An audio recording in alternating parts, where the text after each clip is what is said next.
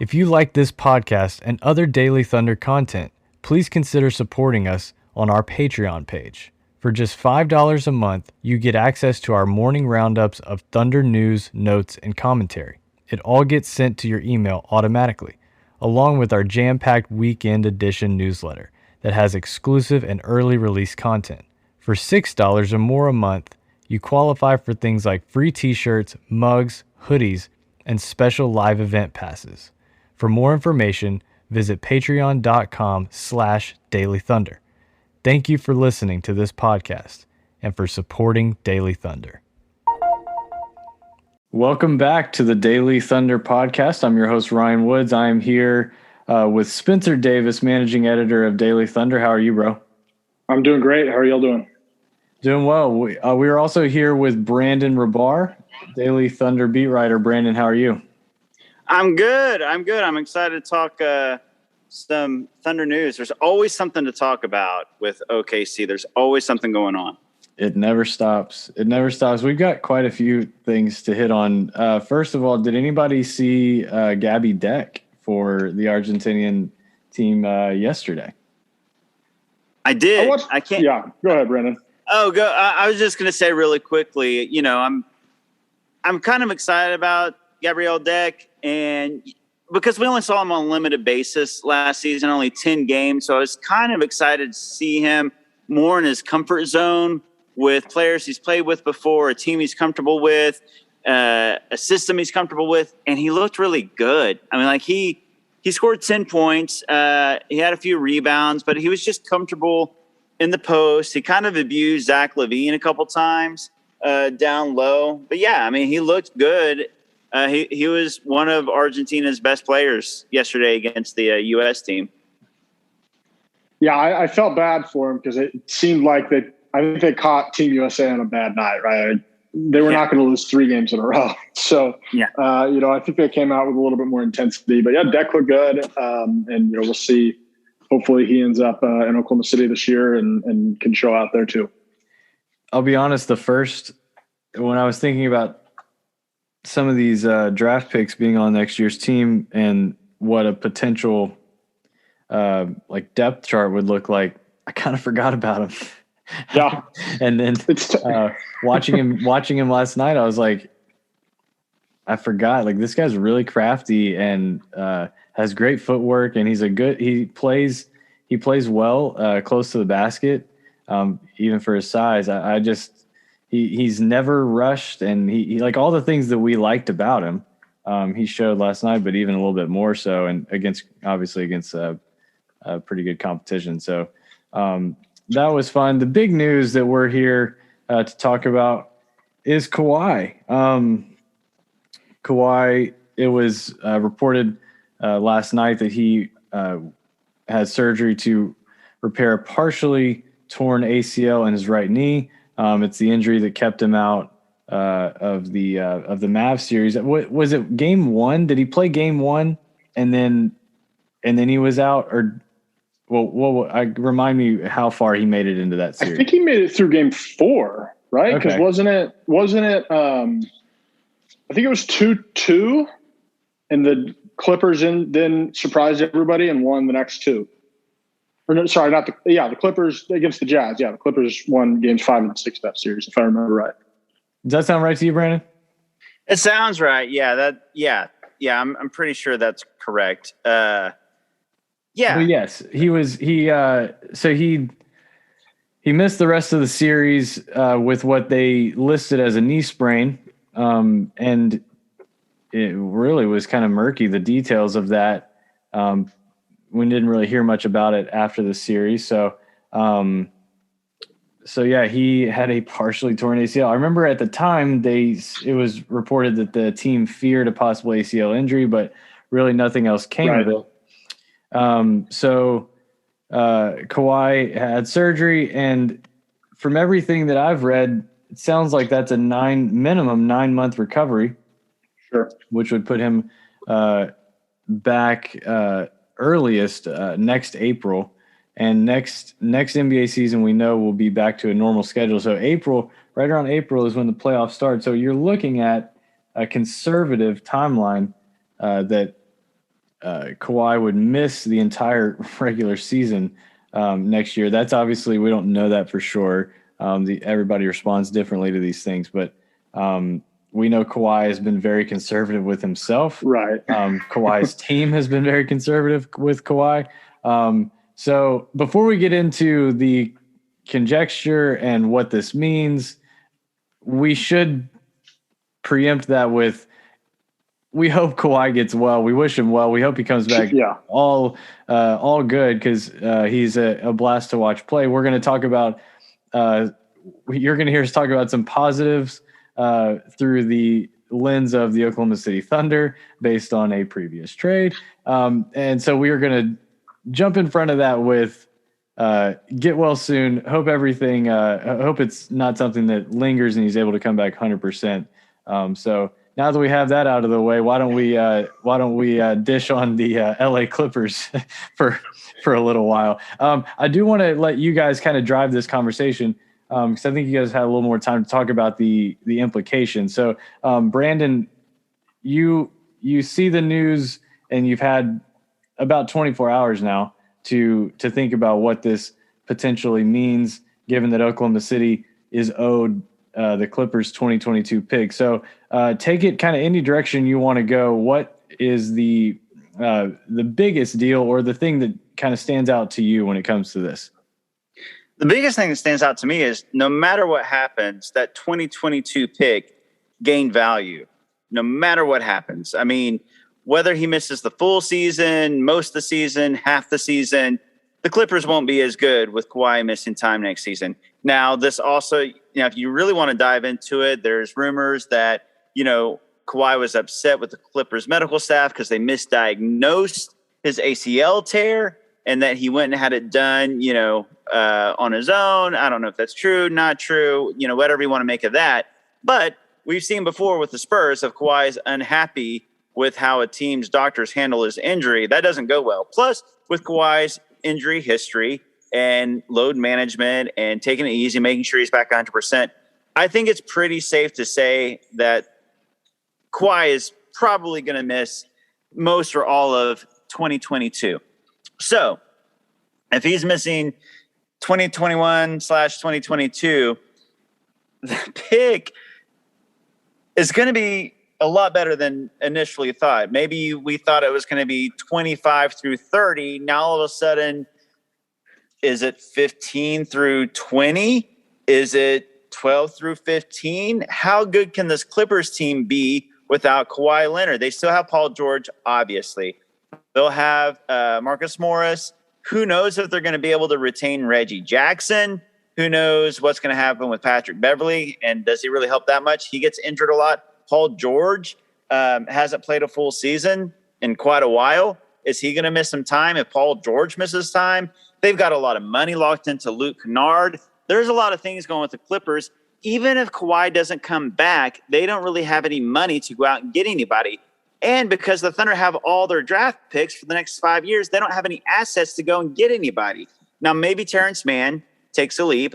They got Luke Kennard, but they're paying him so much money. Like, how good? There's a certain cap to how good this team can be. Reggie Jackson, even if they keep him, he kind of played better than he's ever played in the playoffs with them this season. You got to feel like he's going to go back to the mean. I mean, point guards don't just suddenly get better at 30 years old and play like they've never played in their lives and keep that up and sustain it. I don't know. There's a chance that this pick is, like Miami's this year, where you get like the 18th pick, but there's a world where this pick is a top 10 pick as well. Yeah, I mean, Brent, I think you hit the nail on the head from pretty much every angle there, Brandon. Like, this could end up being sort of, I don't want to say a home run for the Thunder, because like Ryan led with, like, we don't, nobody wants to, say, ooh, Kawhi got injured, that's great. No, I mean, that's terrible. That's awful for the NBA. You'd rather him be healthy. But the reality is that it could end up benefiting the Thunder and could compensate OKC in a way, from like a karma perspective of how unlucky they got in the lottery a couple weeks ago. now turns out they could end up having 2 lottery picks again next year, which would obviously help the Thunder. It would, the circumstances of that are a bummer, but that's just kind of the reality of it. And I wonder, guys, like, if you're a Thunder fan, at this point, do you want Kawhi Leonard to re-sign long-term with the Clippers? Because I almost think that is better maybe for those 2023, 2024, 2025, and 2026 picks if the Clippers are locked into literally $100 million of Kawhi Leonard and Paul George. Literally it would be $100 million just between those 2 players. You mentioned they're injured. You mentioned this yesterday in our chat. Unpack why you think that that's an advantage. But in my mind immediately goes to one of the best things that could happen to the Thunder this offseason if Kawhi goes to another team. Given especially this summer that doesn't necessarily mean that they're going to have a ton of money to spend elsewhere. Why is Kawhi re-signing there long-term a positive? I don't know that necessarily it's going to be a positive because, again, him and Paul George could, rally off 3 or 4 healthy years here, right? Like, that's certainly on the table. Even in their mid-30s, we're seeing Chris Paul do it right now. It would not be unprecedented. However, I do think there is quite a bit of upside in having, we may look up in 2023 and Kawhi Leonard and Paul George have John Wall-esque contracts, and they've been hurt every year since they were 26 years old, and all of a sudden those contracts are completely underwater. And by the way, the Clippers still wouldn't have any assets. They still wouldn't have any, cap space to try to go get somebody other than, the mid-level exception or whatever. They still don't have any young players, and that's not going to change other than Terrence Mann, who I think only has 2 years left, and then they're going to have to pay him. Like, it could turn into a roster-building catastrophe if this goes poorly for them. Now, that being said, if Kawhi Leonard leaves this offseason, I also think that's a win for the Thunder. It's almost there's not really any bad options right now from the Thunder perspective, because I think anything between leaving this summer and, signing a 4-year max or doing a 1-and-1 and the next summer signing a 5-year max, which he could do, anything you could find a silver lining in and could end up working out just fine for Oklahoma City. Yeah, here's what we know. We know that no matter what, the Thunder got Shai Gilgeous-Alexander in this Clippers deal. And right now, if we're being honest, I think Sam Presti would rather have Shai Gilgeous-Alexander straight up rather than Paul George at this point in their career. I'm not saying that Shai is better than Paul George. So it's incredible that the Thunder have a franchise cornerstone who's likely a multi-time all-star. Things continue on this trajectory.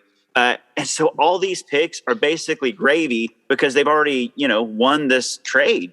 I'm not saying that the Clippers lost the trade. If Paul George gets healthy, they also got Kawhi because of it. I mean, if Kawhi gets healthy. So, if they win a title, it's a win-win. But from the Thunder's perspective, this is all gravy. And we thought that these picks would all be these late 20s picks. And everybody's like, yeah, but they'll be bad picks. Those are worthless. I never bought into that because every year, every season, it's a mystery with the NBA. What's going to happen? Who knows with injuries? Who knows with young teams coming up and old guys falling off or getting injured? It happens all the time. So here we are, the very first pick out of all these Clippers picks for the next 5 years. And we're already talking that it might be a lottery pick. What's that mean for the next 4 years after that? It's all these picks are increasing in value. And looking up for the Thunder, and whether, like to Spencer's point, whether Kawhi re-signs or doesn't. If he re-signs, there's a world where they're in their mid-30s and they're gobbling up a huge amount of the salary cap, and they're not the same guys they used to be. That was always the risk that maybe those later picks would be pretty solid because of that. But if Kawhi misses a season here, misses some time next season, Paul George misses some time because, you just don't know how good these picks could be. So yeah, it's looking pretty good for the Thunder as far as the overall totality of that trade and what it can mean and the assets coming back. It's looking really, really good for the Thunder. think about it like this: like 5 years from now is the 2026 pick, which is the last pick that the Clippers have. 5 years ago is when Kevin Durant. That is how long it's going to be, and just how much stuff is going to happen over the next 5 years, and how different this Clippers roster and outlook could look like. And Brandon, you said you're not sure that the Clippers lost the trade. I think that they did. I mean, we're talking at this point, it's going to be at least 3 years with no title, minimum. I mean, it's already been minimum 3 years with no title. So now you're talking about 22-23 season. And what are they going to be, 32 years old each? So now that's when they're going to break through. I mean, I don't know, man. Like Luka's coming. There's going to be other teams that are going to take their spot, I think. And I mean, Paul George misses 15 to 20 games a year now, every year. Yep. And if he misses, by the way, if he misses 45 or 50 this year, and don't want that to happen, I have a lot of respect for Paul George, just, from his time in Oklahoma City. I wish him good health, but not exactly durable, right? And if that happens and they don't bring back Reggie Jackson, is that like a bottom 3 roster in the NBA? I mean, is Luke Kennard your best? I mean, who's creating offense for you at that point? Yeah, they are. I mean, it would be Luke Kennard and Terrence Mann and Marcus Morris. What a nightmare. I mean, that's so much worse than the Thunder or the Kings or, so any of even the Spurs, like any of the bottom feeding teams in the West. It's probably worse than the Pistons. Yeah, it's really, really bad if Paul George misses time and here's the deal with Kawhi out. They know that they're not going to be a title contending team. Now they have no motivation to tank, obviously, because the Thunder own their draft pick. So they'll try to compete with what they have, obviously. But if Paul George gets hurt at all, re-aggravates anything, they're going to take it easy with him because there's no point in trying to roll him out. And they'll focus on the next season when hopefully Kawhi comes back and they want Paul George healthy. So, yes, they won't be motivated to tank, but they absolutely will be motivated to keep Paul George as healthy as possible for the upcoming seasons. Exactly. It's not like they're going to be like, oh, we don't want to give the Thunder a top 5 pick, so keep playing Paul George. No, they're going to keep their priorities in-house, and that's trying to get, the team back together for a title run the following season. So that could all play to the Thunder's favor as well. I do want to read, this is via Basketball Reference, games played for Paul George over the last few years. So the leg injury was before the 14-15 season. He played 6 games at the end of that year. Played 81 games the following season. Incredible to do that after that injury. Yep. 75 the next year, his last year in Indiana. The 2 years in Oklahoma City, he played 79 and 77 games in those 2 years. He played hurt for a lot of those, but yeah. Correct. And then so the two years in LA so far, and obviously these are both shortened seasons, but 48 games the first year and 54 games this past year. So I mean, to your point, he's missed some time, and for some heavy stuff like shoulders are no fun, and it seems like shoulder injuries, just especially in this occupation, seem to just stick around. And it's just whenever, just trying to relieve it as much as possible. But through the course of a season, especially as condensed as the last couple of years have been, like it's just been so tough on so many guys. Obviously, we're seeing just so many injuries to these top guys that are playing such big minutes. So, I agree. It's going to be very, very tough. And if Paul George were to miss time next year, like you're saying, I don't know who creates offense. I don't know. Like it could get really dark for that Clippers team pretty quick. And again, if you're asking yourself, can they keep Reggie Jackson? Yeah, it's not a great place to be. I think that's music to the ears of Thunder fans. Like if Reggie Jackson is the answer, you are asking the wrong questions. And he has earned himself quite a payday. And I don't know if they're going to be able to keep him. There's going to be teams that are going to offer Reggie Jackson more than the Clippers can offer him, I think. Right. And so, this is something that we talked about in the chat earlier as well. Kevin Pelton talked about this in an ESPN story today. The Clippers can only go to about $10 million because they don't have his full bird rights. So they can't, and they're way over the cap. Even if Kawhi leaves, they're still over the cap. Maybe they could trade some guys and get out of it, but that is obviously a totally different scenario if that happens. But let's say Kawhi resigns, opts in, whatever. They can only pay Reggie Jackson about $10 million. That's the max that they can offer him. And yeah, I think he's going to get. Can't you see the Knicks offering him like $345? Especially if they strike out. If they don't, if they do maybe draft, like if they were to take like Cooper, I still see them spending. Whether it's Lonzo or someone. If maybe they deal for Sexton. But yeah, I could. Bulls are an option. There's teams that could use Reggie Jackson. No question. Yeah, it's gonna be interesting. I'm. Again, do you think it's an option? Let's say Kawhi walks, and I'm not speculating as to where he would go, but do you think they would? Do you think they would at least internally have a conversation about dealing Paul George just in an effort to bring back some assets so they'll have something moving forward?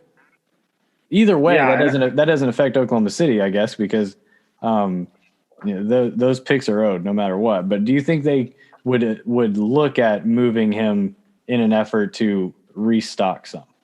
If you're Paul George and Kawhi Leonard leaves, aren't you asking for a trade?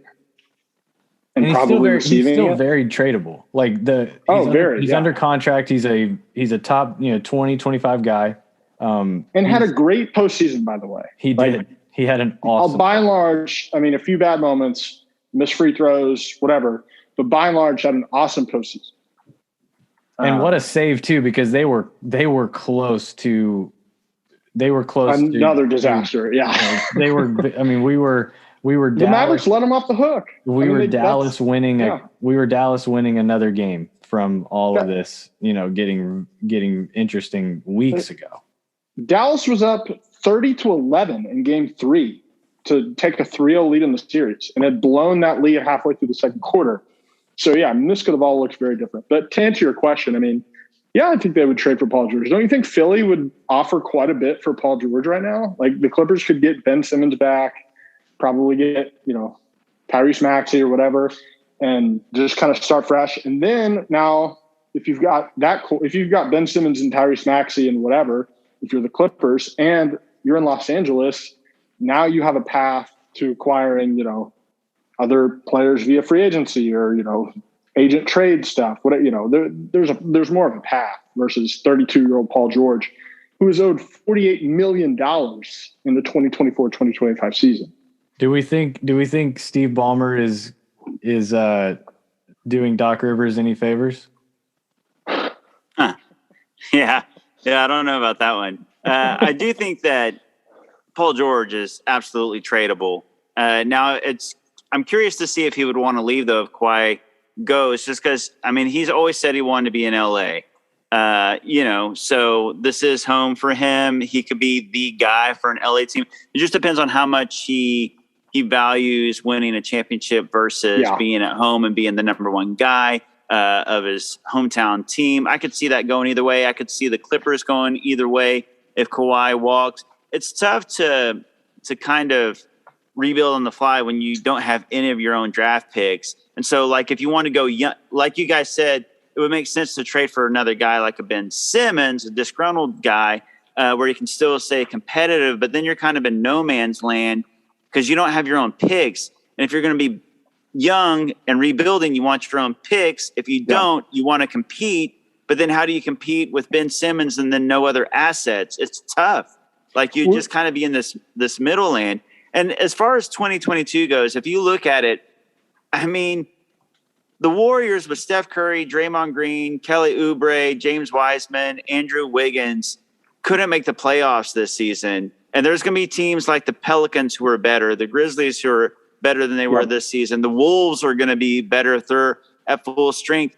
If that Warriors team couldn't make the playoffs, do we know for sure that even if Paul George stays healthy all season that they make the playoffs? I don't know. I think it's a coin flip.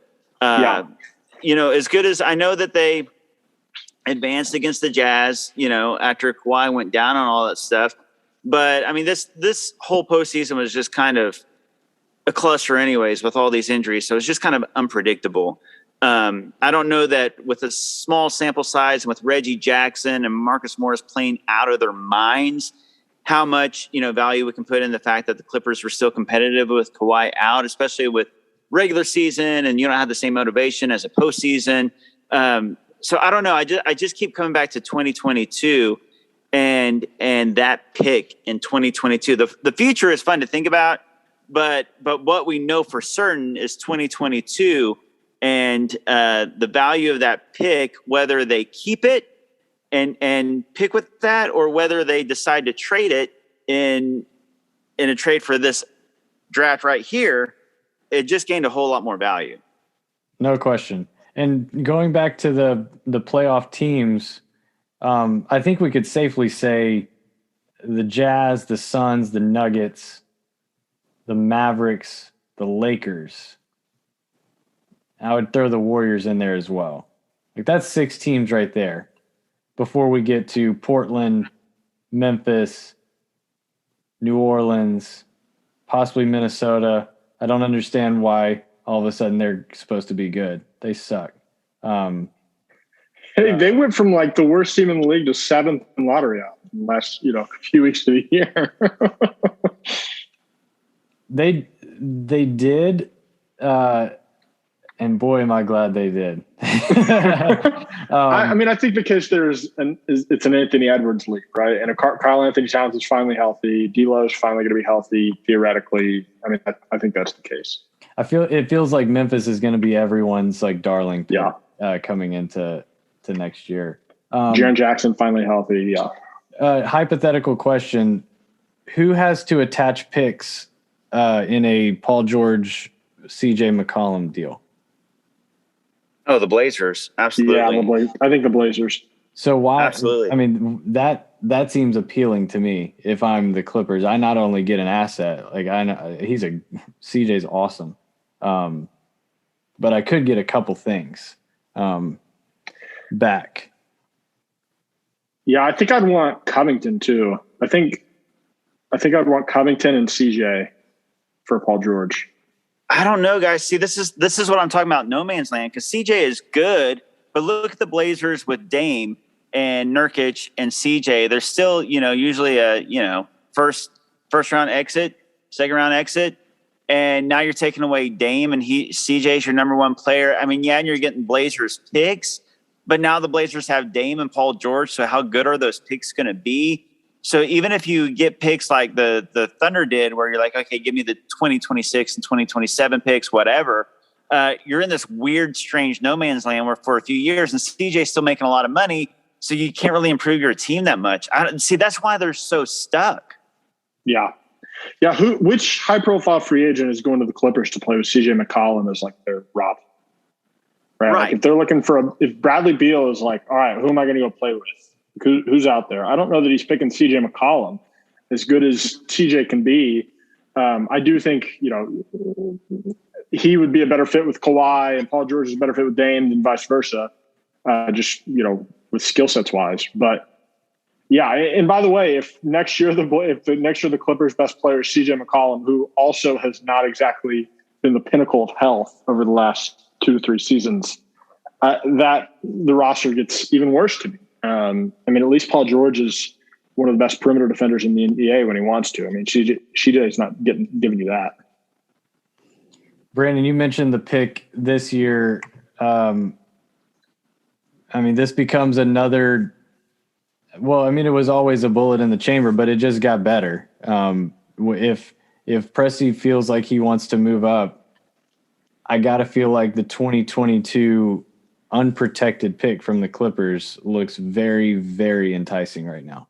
Yeah, that's a sexy pick now. I mean, if yesterday at noon, if Presti was talking to the Cavs at number 3 or the Raptors at number 4 and saying, hey, I'll give you the 2022 pick to go along with 6 and 16 or whatever it was, I mean, the Cavs and the Raptors like, okay, that'll be like the 25th, 26th pick.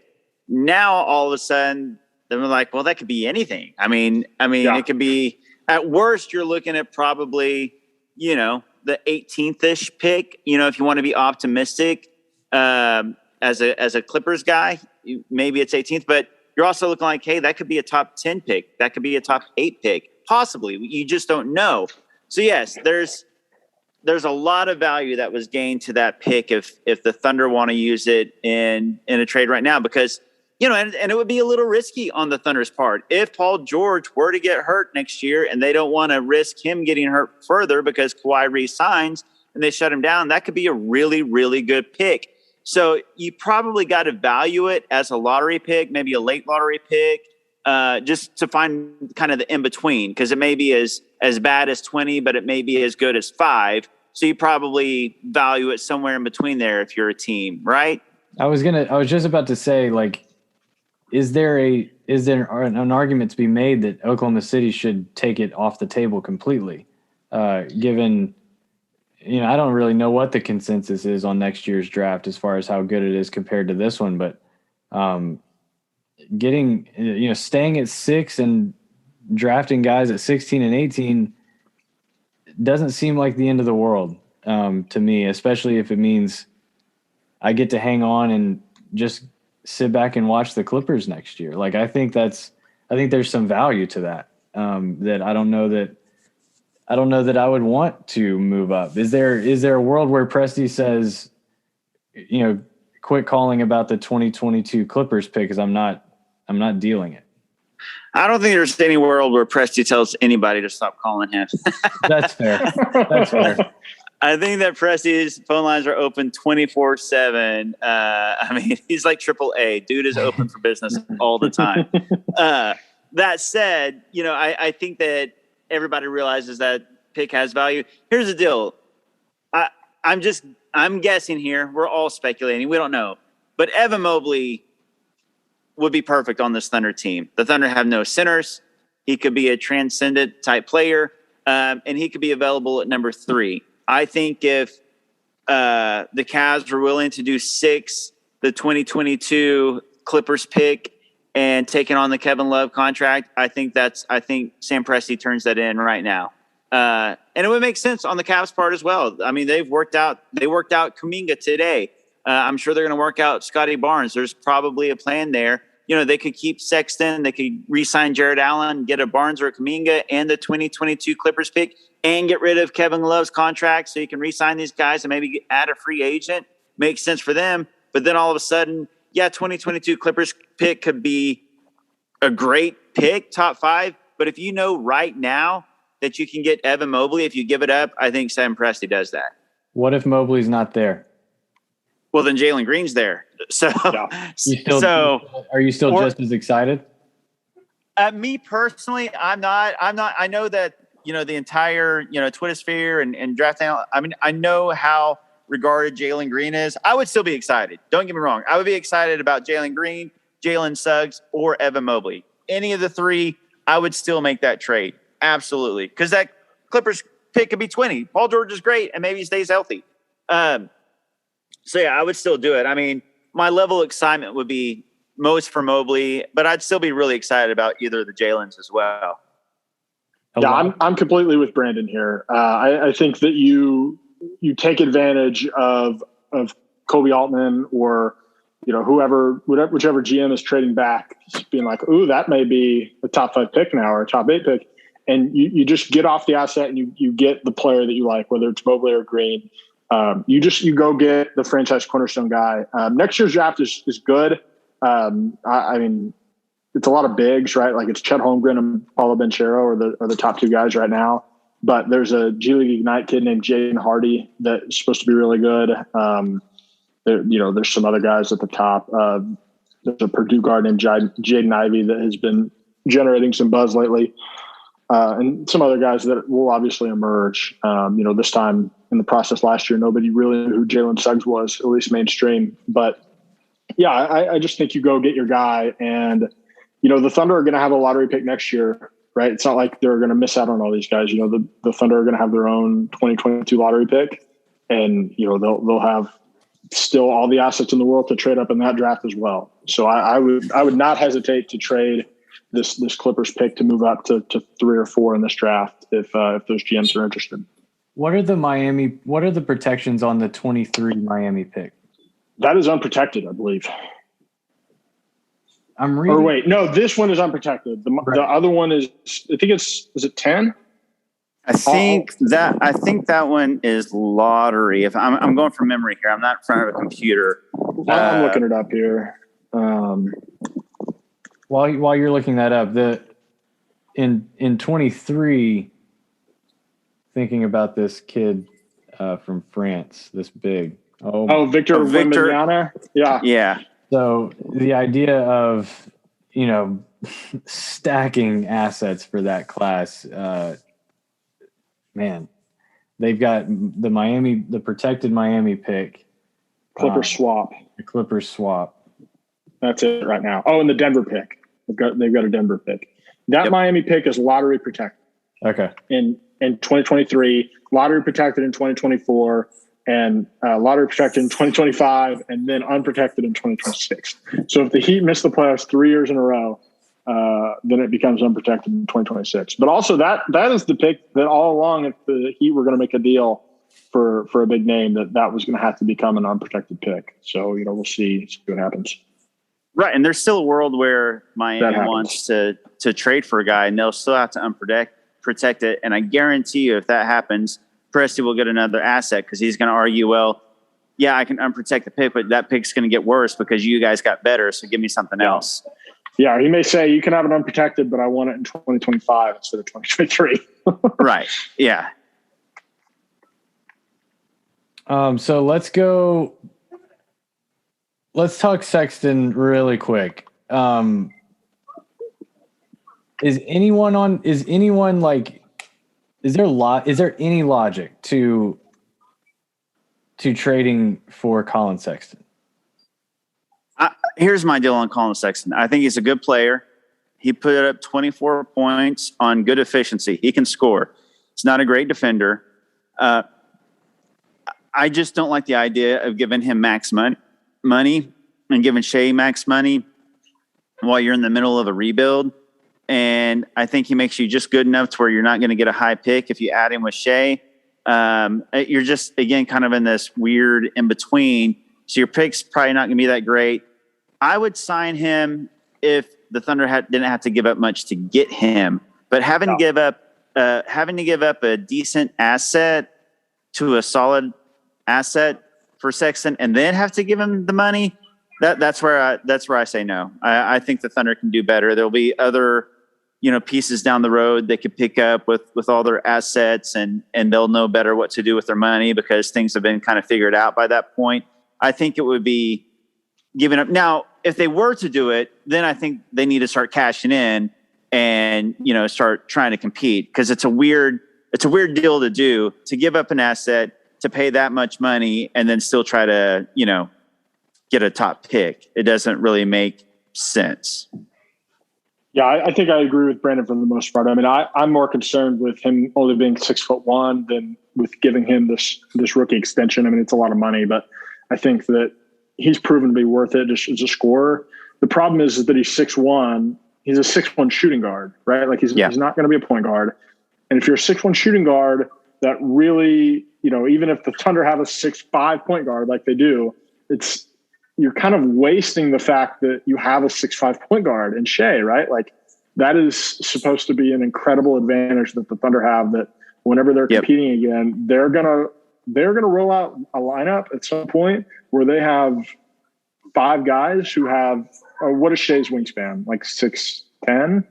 Is it 7 foot? He's got basically like a 7 foot wingspan. He's a freaking nature. They're gonna have 5 guys on the court that all have 7 foot wingspans. And if you bring in Colin Sexton, and I really like Colin Sexton, but I don't think that he fits what Sam Presti's plan is. And the bigger thing is, you want to have a lottery pick next year, if not also in 2023. You want to have a top 5 pick for sure next year. Especially since Oh, sorry. Go ahead. Well, I was wrapping up. I mean, you want to get there, especially since you're not getting one of those top guys this year. you want to get into that premium talent, and Sexton's just going to bring you up to the floor, bring your floor up. And especially so you're running that asset next year because you lose it if you're not in the lottery to Atlanta. Right. So you're losing your lottery pick next season, and you're giving up another pick to get Sexton, and you're giving him max money. It's not the best fit with Shea. I think that everybody fits with Shea, except this one just it doesn't make much sense, like you said, especially when you got Lou Dort, who's not very tall. He's 6'3". Right. So, where's it's just an odd fit. It doesn't make all that much sense to me. So, yeah, I mean, if you're going to trade for, all those guys that are being, teased out there, I think there's better avenues. That said, if they were to get Sexton, I would find a way to get excited about it because he did put up 24 points. He can shoot the ball. He can score really well. He does it efficiently, and he did that with the Cavs. So, I could get behind if it happens.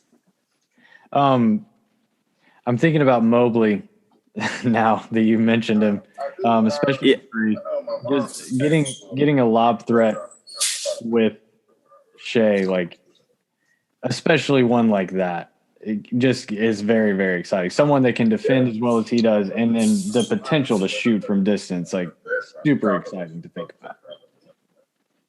Yeah, no, I mean, Mobley, outside of Cade Cunningham, Mobley is the most exciting prospect to me, period. And especially when you think about pairing him with Shea. I mean, you would have your 1 and your 5 covered for the next decade if you're a Thunder fan. I mean, and with a guy that can be a superstar. I mean, Mobley is the most highly regarded center since, Karl Anthony Towns or Anthony Davis. I mean, that's how highly regarded. And a two-way guy. Then you got a two-way guy at the 5. You got an emerging superstar at the 1. Then you can kind of fill in your 2 through 4, which is nice. But it's kind of nice to have the bookends finished. It would just be such a perfect chef's kiss fit with Shea. And it would make Bazley and Poku's roles make so much more sense, I think. If they we're not gonna try and force these guys to the 5. We know who we have now. Yeah, I mean, really, you can say Shea's your 1, Dort's your 2, Poku's your 3. 4, I'll put a question mark on, maybe Bazley, but question mark for now. And then 5, Mobley. And that's, Dort and Poku, maybe they try to upgrade, if you can get, star talent at the 2 or 3. But for now, it's kind of an exciting 1, 2, 3, and 5 between those 4 guys. Mm-hmm. All right, I want to talk 16 and 18 in the hypothetical that Oklahoma City stays at both and picks at both. So, guys, we'll go with Spenser first, but at 16, guys you like in that range and guys you're a little less excited about than the last time we talked. Oh gosh. I mean, who can remember what we had for breakfast yesterday, let alone what we talked about last time? No. I mean, I continue to really like Jaden Springer. I continue who seems to be like lower and lower every time I'm looking around. Yeah, it doesn't make any sense to me. The defensive numbers are great, and I really think that the Tennessee's coaching staff last year just didn't do a very good job by all accounts of what I've heard from people who watched them all year. Have you seen that slam ball? Have you seen that slam online video of Jaden? I have not. No. It's it's more of a profile, like in-depth look at like draft prep and like family. Like it's awesome. Cool. I got really excited about Jaden Springer after that.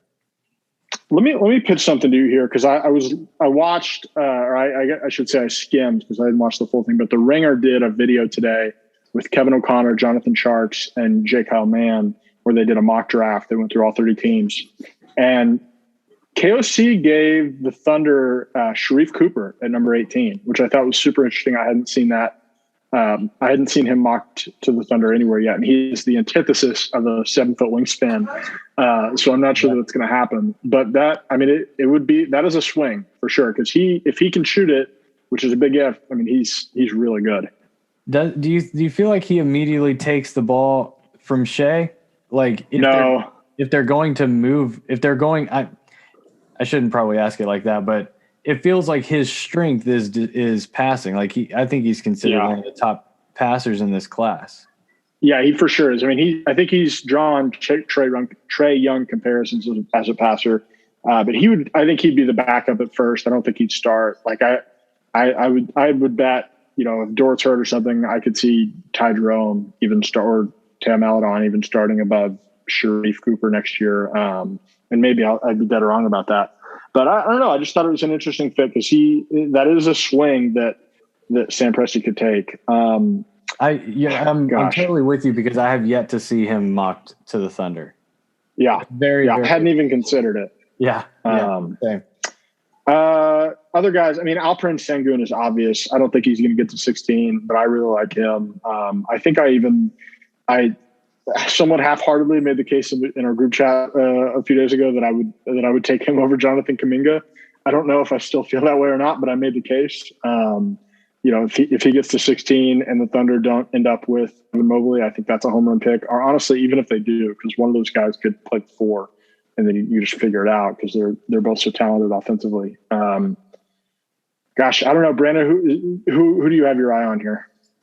I am higher on Jaden Springer than I was last time we talked. I've looked more into him because he was kind of one of the guys that I kind of glossed over because of his shooting numbers and things like that. I am a little bit higher on him than I was before. If the Thunder pick at 6 and don't move up, they're getting Barnes or Kuminga. So my thing is at 16 and 18, we need shooters because Barnes and Kuminga aren't shooters. Dort, maybe he is, maybe he isn't, but at this point we can't say he's a shooter. Shea needs some shooters. So that's kind of what I've been looking at, guys who can stretch the floor and space the floor. So now all of a sudden I'm a little bit higher on Cameron Thomas than I was before. I was pretty down on Cameron Thomas just because of his defense and kind of his tunnel vision scoring the ball. But I kind of like the idea of a guy that can get his own bucket and can shoot. Corey Kispert, I would be okay with at 16 or 18 now because of the shooting. And then also, Kai Jones has been falling in mock drafts, and he's been falling with the analysts and draft experts. If he falls to 16, that is like a slam dunk. You talk about Sengun, and I like him if he falls to 16. I would love Sengun or Kai Jones if they fall to 16, but I'm higher on Kai Jones. And I hate the idea of drafting Sengun at 6, but I would love him at 16. I respect that opinion. and I'm still, but at 16, I'd love it. Also at 18, I'd be cool with Isaiah Jackson because he's proven that he can maybe hit some mid range. He shoots the free throws from the free throw line pretty well. He gets the free throw line well. There's a lot of guys I like at 16 and 18. Some mocks have Josh Giddey possibly falling to 16. I think that's I don't think that's going to happen. But one of these guys, one or two of these guys that we don't think are going to fall because we don't think any of these guys are going to fall. Yes. And so somebody's going to be there at 16 that we don't think is going to be there, and it's going to seem like a home run hit. Real quick, Brandon, so you guys know these empty gym workout videos. I fall for them every time. And this week it happened again. I am coming around on Kuminga. I have tried to stay away from it. Oh no! I've tried to stay away from it. I really have. I've talked myself into Barnes and being excited about Barnes if they stay there. If it's Kuminga, you're not going to hear any gripes from me. You really won't. I think we have drafted guys with actual like hitches in their shot, like their shots look like they pause, and Kuminga's looks fine to me. The problem with him is touch, right? I think that is the issue with his shot. And it wouldn't be the first.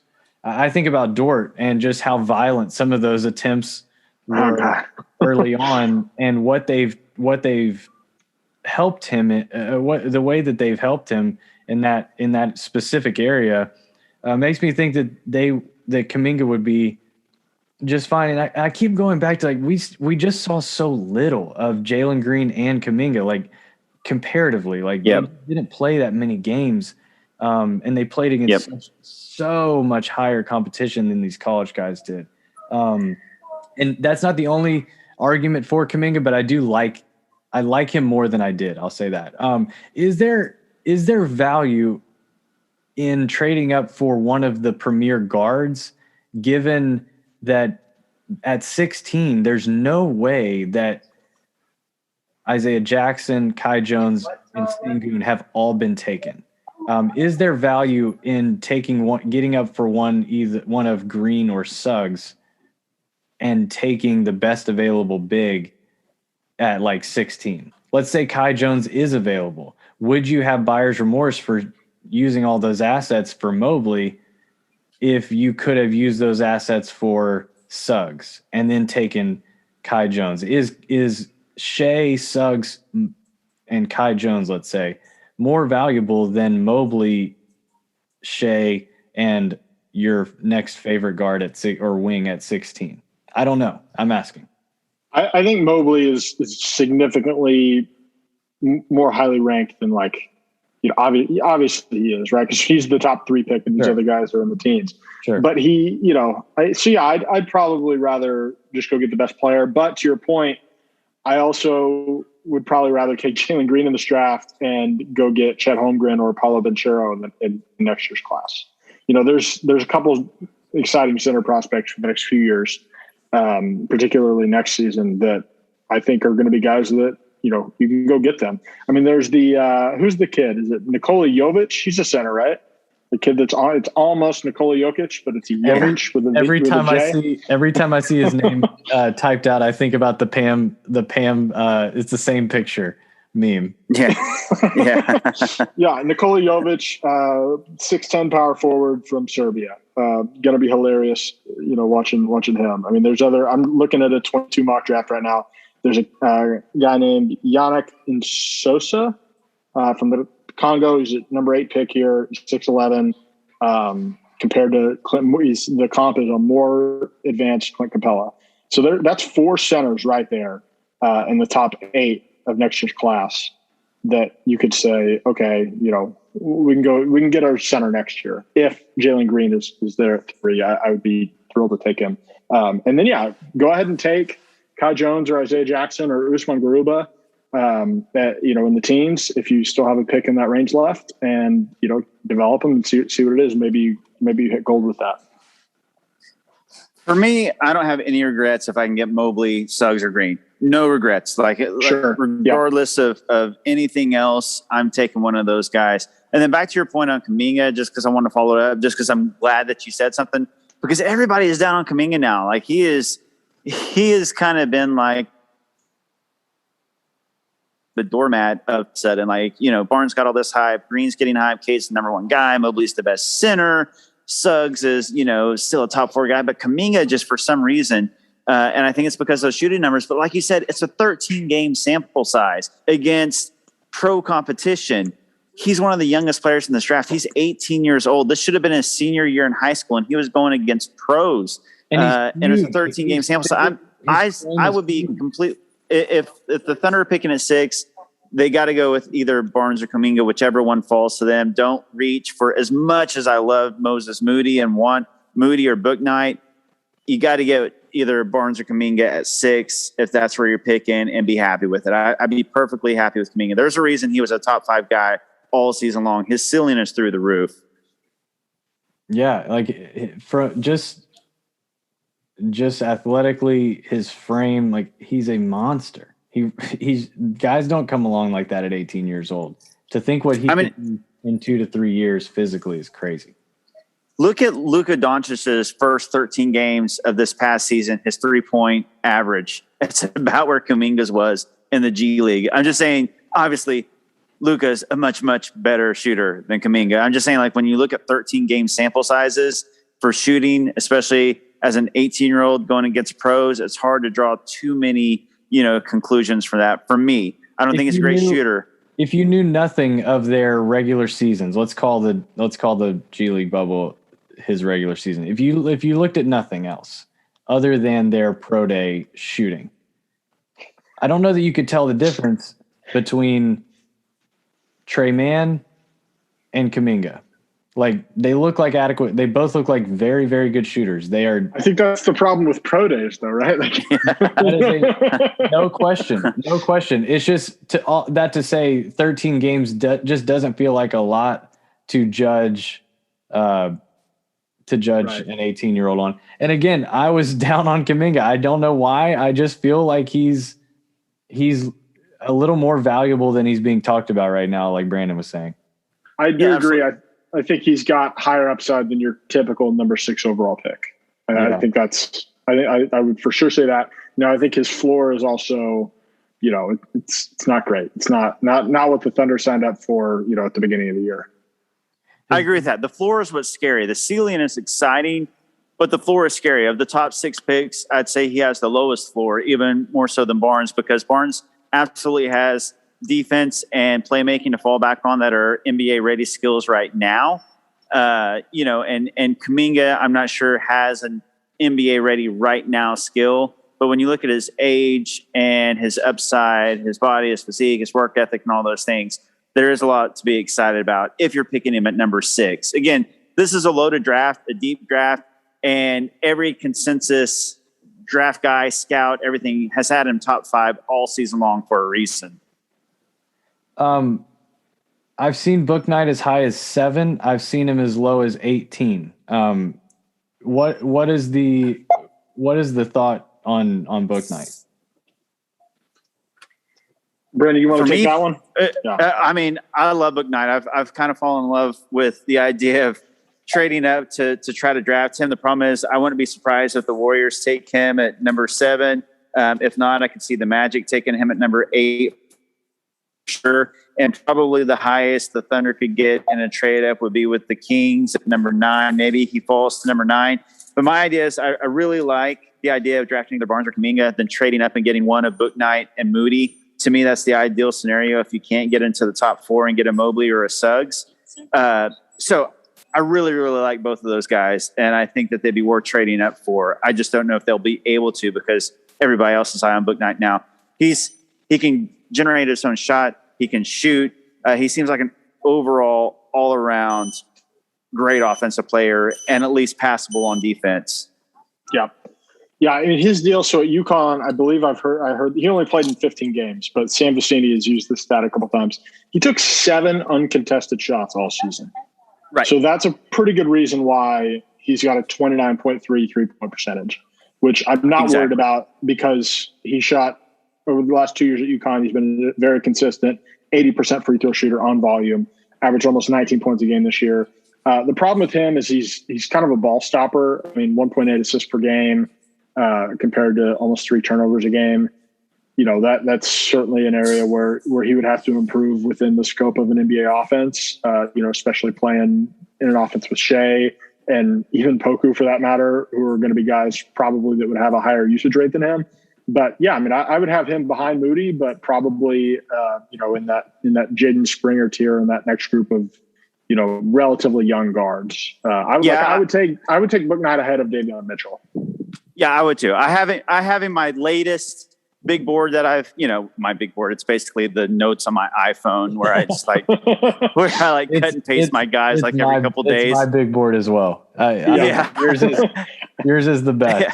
Yours is the best. Yeah.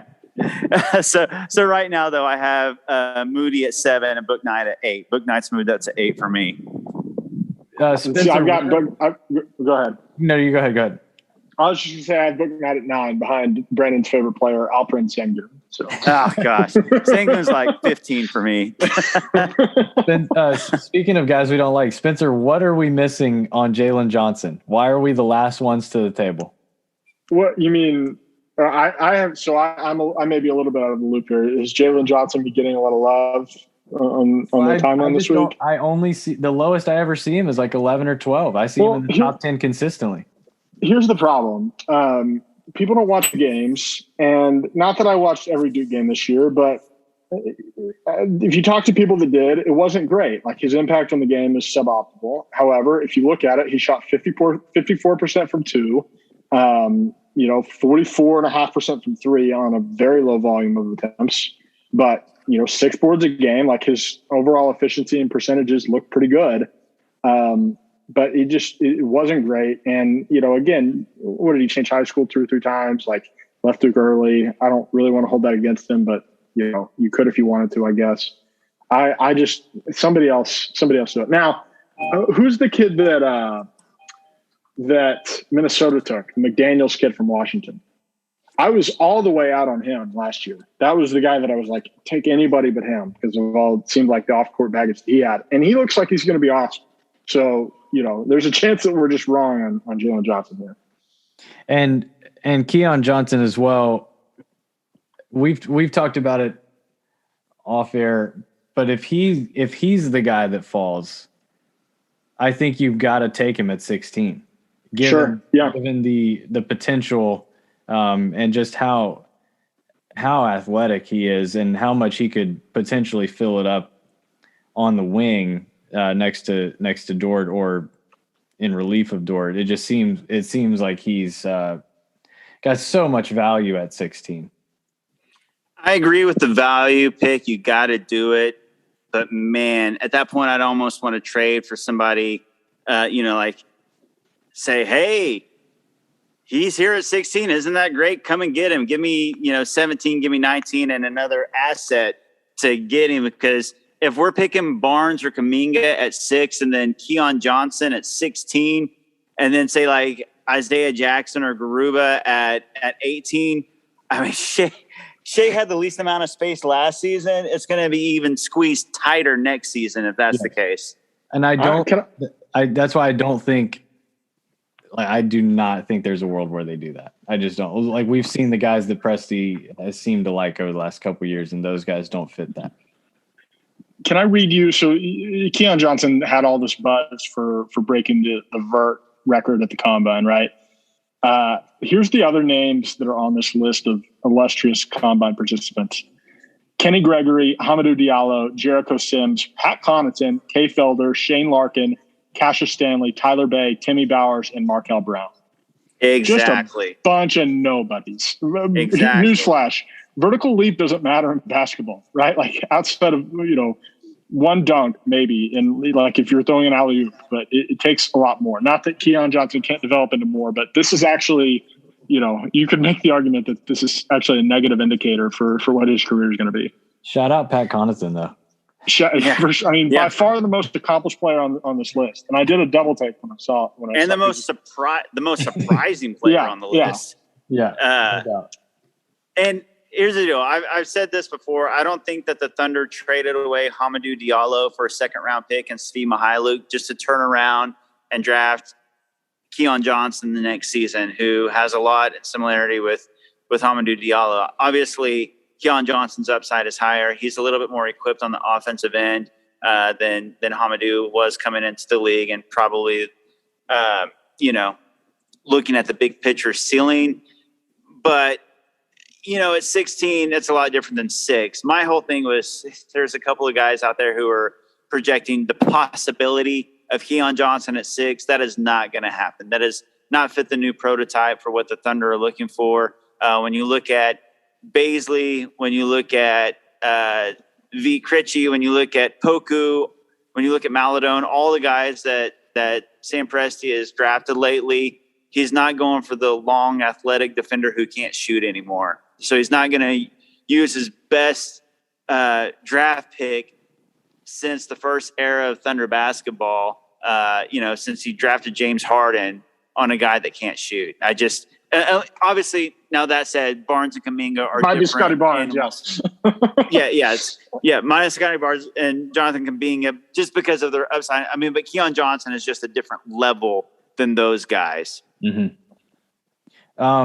I think it's safe to say this podcast will be excited past Oklahoma City's first pick to hear Keon Johnson and Jalen Johnson before 16, because that means guys that we are excited about are still going to be available. If those maybe Josh Giddey's still there, maybe Book Knight's there 16. Yeah, if those two guys if those two guys both go before 16, or I would say if they both go in the lottery, that's a big win for the Thunder. Yeah, if the Johnsons do, absolutely. Yeah. It seems like Keon will. Yeah, I agree. Yeah. And then maybe somebody takes a home run swing on Zaire Williams. There's guys. Yep. There's guys that can absolutely go before 16 when the Thunder pick at 16. 16 is going to be a good player. This draft is deep. 16 is going to be a player that probably goes in the top 10 last year. I truly believe that. I just think that this draft is that good and that deep. So if the Thunder don't use 16 to move it, it's a win-win. They either use 16 to move up and, hey, you either just got yourself Suggs or Mobley, or they stay at 16 and they pick a guy who you're going to be really excited about. It's going to be one of the two. Spencer, are you any more excited about the idea of Kispert at 16? Yeah, I was thinking about that kind of as Brandon was talking about shooters. I mean, you could, I guess you, like, if it happens, I talk myself into it. All right. One of us. I would rather have, Kai Jones or Cam Thomas just for the, a little bit of upside, a little bit of a younger guy. And again, like, why would you take, and I don't know if I've said this on the podcast or just to you, Ryan, but like, why would you take Corey Kispert at 16 when you can have Joe Wieskamp at 35? Like, I would just rather, if you're trying to draft the next Duncan Robinson, I would just rather have a Wieskamp in the second round. So, but yeah, I mean, you could talk yourself into it. I could talk myself into it if it happens, but I would expect them to either trade those picks, or at least one of them, or take a high upside guy. I've seen a lot of Zaire Williams to Oklahoma City at 18. Is that how do we feel? To be honest, I don't love the idea, but there is definitely some upside, and like there's a case to be made. Yeah, I mean, he had a weird year at Stanford, especially with COVID and all that. And he would be. It's kind of like buying low. Like if you're right. Playing fantasy football or something, and you're trying to buy the running backs that's been hurt for the last 4 weeks or something. Like that's kind of what you're doing by drafting Zaire Williams at 16, because he was a projected like top 6 pick coming into the year. Before the college season started. So to get him at 16, it seems like good value, and, get him into the Thunder's culture and development program. That is something that could definitely work out. I can find a reason to get excited about just most anybody that's projected to go at 16. That's what's fun. Zaire Williams, the upside. Jalen Johnson, the upside. Keon Johnson, the upside. Those aren't guys I would necessarily want to pick, but at 16, there's a lot of potential there. That those guys could turn into stars. But then if you give me Kispert, I'm like, okay, you just got the best shooter in the draft who can actually do more than just shoot at 16. To me, I think that Kispert can actually be kind of like a Tyler Hero at 16. That's pretty great. And he's more, I think, athletic. His combine numbers were better than expected athletically. Yeah. Then, Jaden Springer, I can be excited about that. Isaiah Jackson. There's just Kai Jones, Sengun. Somebody's going to be there at 16. You can find a reason to be excited about. Like, there's not a drop-off really till about 20. When I look in the 20s, there's a lot of guys like, I don't want that guy. I wouldn't be excited about that guy.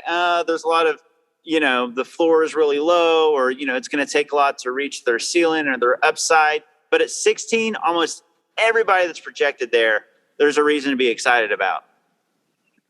The more I look at 18, I've mentioned this to you guys. This won't be a surprise to you, but I just love Trey Mann. Yeah.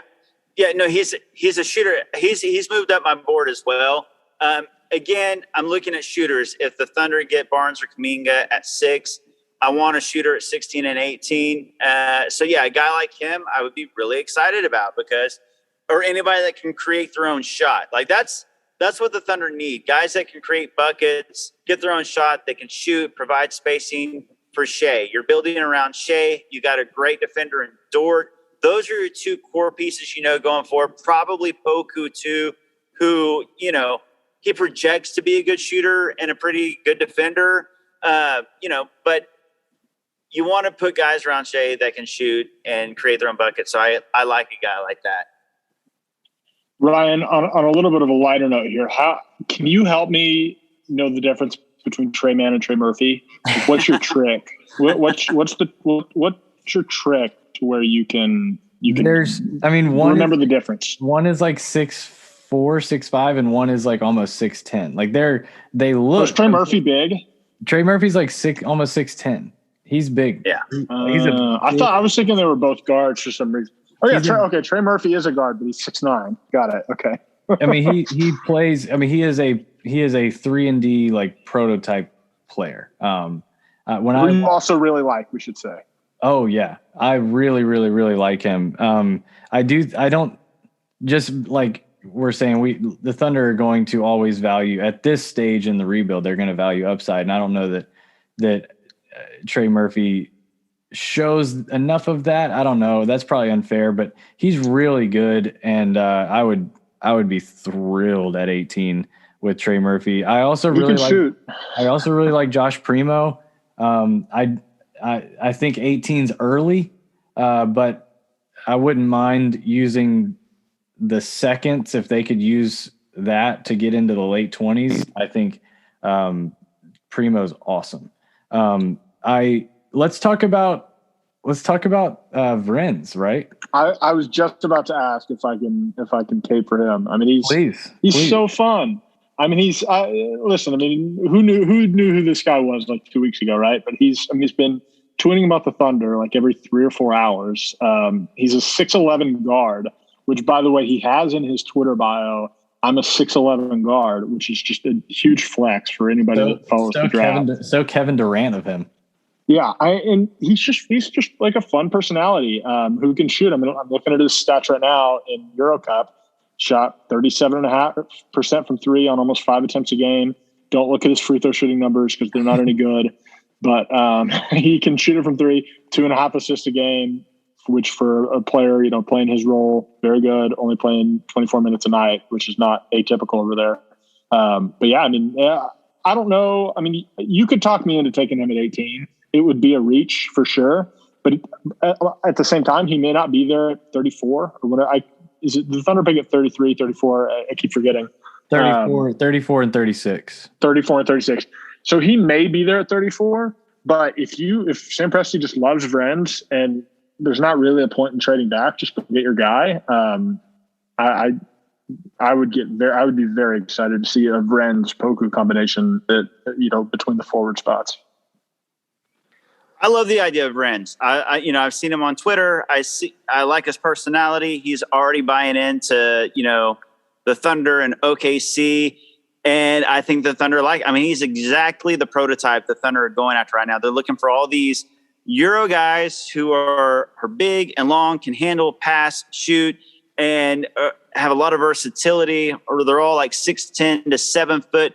Hey, just take as many swings at those guys as you can. And if one of them lands, whether it's Poku, Vrenz, Beat, whoever it is, if you get yourself like a Luka Light, take as many swings as you want. My thing is, though, not at 18. I don't like the late risers, the combine workout guys who are late risers. I could see, trading 34 and 36 to move up if you need to get him at, say, 27 with the Nets, because, they don't want to guarantee pick in the first round for, other reasons. Move up to get him if you need to, or wait and hope he falls to 34. There's just, to me, safer choices and even maybe higher ups, maybe not higher upside because his upside is crazy. But at 18, give me somebody else who's a little bit safer, and more proven at 18. But at 34, absolutely. Or trade into the 20s to get him for sure. I've never seen a draft pick like tweet with fans like this. I've never seen it. It's so fun. I wish everybody did this. I don't know if this is like his agent telling him like, yeah, just be yourself, do whatever. It's great. The first time I saw him tweet about Oklahoma City, I was like, that's probably, probably not a great sign that, the agent let that get out there. But he has just been continuing to tweet about the Thunder all day, every day. So I fully endorse it.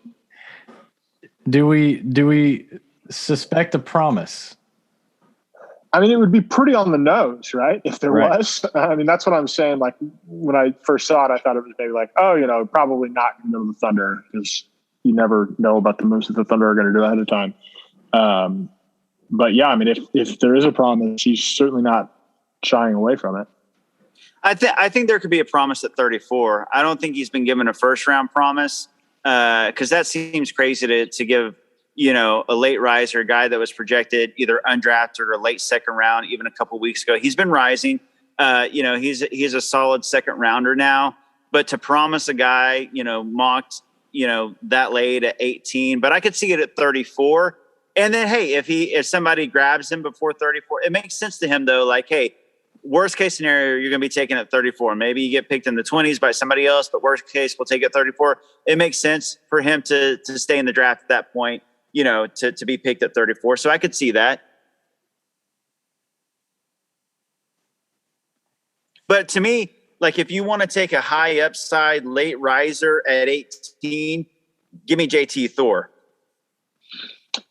Yeah, man, he just seems I can't put my finger on like what seems off with him. Like I like the upside, he's super super tall, long, pretty interesting. But I can't put my finger on it. I don't know why I'm not buying in yet. But yeah, I mean, that's another guy at 18. You could talk me into that. I think that would be a fine. It would be a reach, but I think it would be fine. Yeah, I really agree. Like I said, I'm not high on the late risers, but if you want to take a reach at 18 between those two, give me Thor. Especially, give me the God of Thunder on the Thunder. Absolutely. Again, I'd be way more comfortable taking Thor with a 34 or trading into the 20s to get him. But it would be a lot of fun to have Thor on the Thunder. Or a Dort. What a combination. Yeah. Last thing I want to say is I would be surprised if no matter who they take at 6, and this could be Spenser, I think this is less the case given what you mentioned earlier about centers being available next year and the year after, but it feels like they're going to take a big in the first round. For sure. For one of those teens picks, if they're unable to move up for Mobley, regardless of whether they get Kuminga or Barnes, it feels like a big is is there any chance they view Barnes as a long-term 5? I wouldn't think so. Maybe like a small ball 5, right? Because you could talk me into a Draymond Green comparison with him eventually, on a few different levels actually. But I don't think that's your plan with him day one. I think maybe he becomes a small ball 5. But I don't think he's by any means you draft him at 6 to be your center of the future right away. It feels like if Charlotte, and I still think Charlotte is such a clean fit for Kai, but if he falls, I really think Oklahoma City is going to snatch up one of those, like Isaiah Jackson or Kai Jones. Yeah, Isaiah Jackson is another guy that could fit with Charlotte at 11 that I've seen and heard a little bit. Yeah. And even, you could talk me into Sengun there. It's not the same athletic profile, but I do think Charlotte should take a center at 11. And I think any of those 3 would be on the table, or they could trade back and take Usman Garuba. I don't know, I was just about to ask, I know we mentioned him earlier, but are we leaving Garuba out of that collection of bigs? He's in that tier for me. Okay. I don't know. I'm looking at kind of just like a rough outline here, and I have him behind. No, I have him in front of Isaiah Jackson right now. But behind Sengun, behind Kai Jones. But yeah, I think he's in that tier. And you see him as a 5? Yeah, I do. It's tough. It's a little bit tough, right? Because he's not 7 foot. I think he's like 6'8" or 6'9", but he's a rim protector. Who's not going to be somebody who gets played off the court in the playoffs because he's so quick and so long in the perimeter. Like he's going to be able to do all right in switches and that sort of thing. But yeah, I think he's got long enough arms that he's going to be able to be your shot blocker. What a brilliant defender. As in help defense, as quick as I've seen any of these bigs. He is lightning fast. Yeah. I would if the Thunder took him at 16 or 18 and that's their center, I think that's a great home run shot or home run swing to take. Yeah. Brandon, any more thoughts on those late teen picks and guys you like before we get out of here?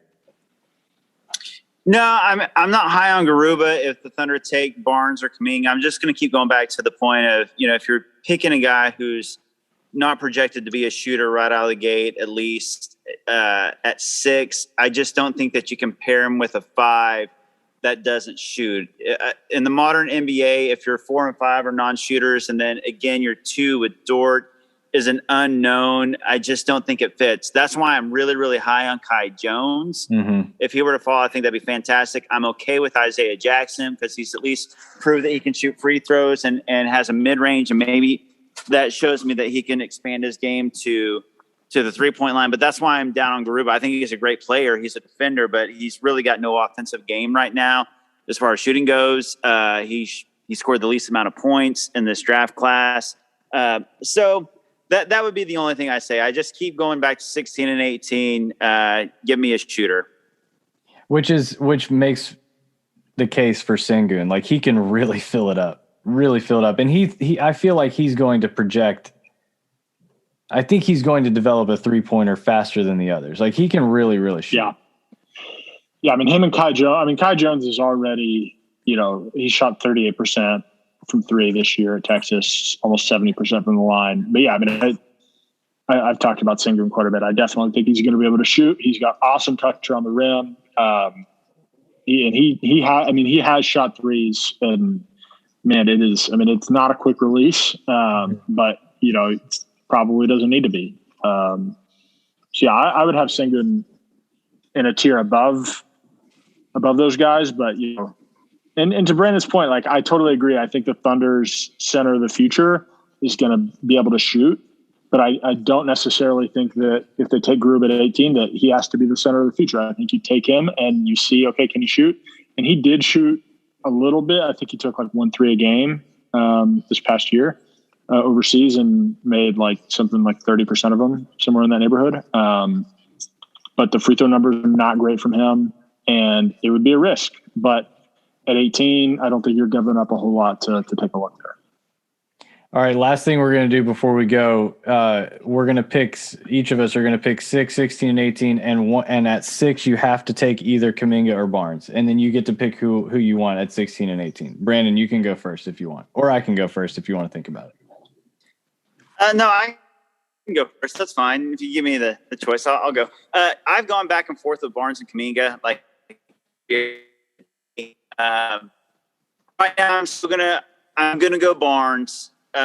Just because I love his floor and I do believe in his ceiling, and I love the personality and the fit for the culture. So I'm going to do it for the culture. Give me Scotty Barnes at 6. Then, I mean, can we be unrealistic at 16? Can we be like Moses Moody? Is that what you're asking? Well, no, not that unrealistic. Like, if you've seen him in certain like I've seen Kai Jones fall to 16 and plenty of mocks. Yeah, I think that's reasonable. Yeah. Okay, so I'll take Kai Jones to 16. Let's say he falls. So then I'll be reasonable. I'll take Cameron Thomas at 18. So you've got, your high floor possible all-star in Scotty Barnes. You've got a possible all-star ceiling-wise center who can play defense and shoot in Kai Jones. And then you got like kind of a Lou Williams 6th man of the year type ceiling, and Cameron Thomas, a guy that can shoot and get his own buckets. I would be. Gosh. I would give that an A. Yeah, I mean, I think that would be a great mix. Yeah. I'm gonna go with Scotty Barnes. Even though I do think Kuminga would, like I said earlier, is very high upside for number 6 pick. I just would rather bet on Barnes being good at everything else and then developing a open 3-point shot. Sort of like a Draymond Green did a couple years ago. He was sort of peaking. I'm going to take Jaden Springer as my guard at 16. I like it. Hard-nosed defender. I believe in a lot of the offense. I mean, guys, Tennessee was running their offense through John Fulkerson last year, which is fine. John Fulkerson's seems like a great guy and is a good college basketball player, but it was not necessarily a modern offense. So I would bet on the upside of a Jaden Springer 16. And then for my center at 18, I mean, I'm going to assume Sengun is gone by this point. So I guess that means I'm going with Kai Jones, who is a home run swing. I don't necessarily love this floor, and I think that could be pretty scary and end up not working out. But I would have him above Garuba or Isaiah Jackson at this point. Dude, I almost took Jaden Springer at 18 instead of Cameron Thomas because I like Springer. So we almost had the exact same graph. I will for the fun of it, and because I wouldn't be mad at all, I'll go Kuminga at 6, just to switch it up a little. And then I too will go. Well, I'll take guard first at 16 because I don't think he'll be there later. If you'll allow me a Corey Kispert fall through the lottery. Nice. Sure. Nice. I'll take Kispert at 16 and then Kai at 18. Man, we all took Kai Jones. We all took Kai Jones. Love it. You guys are in on Kai. I'm such a fan. Such a fan. Big time. Oh man. I would give all 3 of those A pluses though. I really would. Yeah. Like, I think that's a fantastic haul. Like I think long term, I think Spenser, if they get two guys that could contribute to like an 8-man playoff rotation out of this draft, I think you throw a party. I think it's a huge success. Well, yeah, I mean, I think the expectation is 1 right at 6, and then if any of 16 or 18 pan out, I mean, I don't know the data, but I would guess that on average, guys picked in the middle of the teens don't necessarily turn into playoff rotation guys. I mean, certainly they can. You know, they do every year, but they also flame out every year, you know, some of them. So I don't know what the average is. But yeah, if you can get 2 8-man playoff, and maybe even, I think ideally the guy that you take at 6 is a starter. Yeah. And then one of the guys that you take in the teens is coming off the bench, probably with Lou Dort. You know, if it's a playoff team, if Lou Dort is still with us at that point. But I think that would be great. All right, we are going to wrap it there. Before we go, I do want to mention our friend Brandon, who he had to step out. Brandon and Jerry Ramsey and John Hamm, want to give them a shout out. They have a brand new radio show on the franchise, the Old Man Game. Are they calling it the Old Man Game? Is that the name of the show? That is the name of their triumvirate. I don't know if that's the name of the show or not, but it's on the franchise. Yeah, Saturday morning. So definitely check that out. Congrats to Brandon. Few people grind harder than Brandon, and we're proud of him. 100%. He works super hard. It's very well deserved. And shout out to Jerry Ramsey and John Hamm. So definitely check them out on the franchise on Saturday mornings, and we will talk to you next week. Thanks, everybody. Hey, Hoopheads. We appreciate you listening to this episode of Daily Thunder. Be sure to check out other NBA pods on the Hoopheads Podcast Network, including Cavalier Central, Nuck If You Buck, 305 Culture, Spanning the Spurs, #Lakers, Motor City Hoops, X's and O's NBA Breakdown, LA Hoops, the Wizards Hoops Analyst, At the Buzzer, and Lakers Fast Break. There are also coaching-focused podcasts, Thrive with Trevor Huffman, Beyond the Ball, the CoachesMaze.com podcast, Players Court, Bleachers and Boards, The Green Light, and Courtside Culture. Oh, and don't forget the network's flagship, the Hoopheads Podcast, hosted by Mike Klinzing and Jason Sunkel, and featuring the best minds in the game, from its grassroots to the NBA.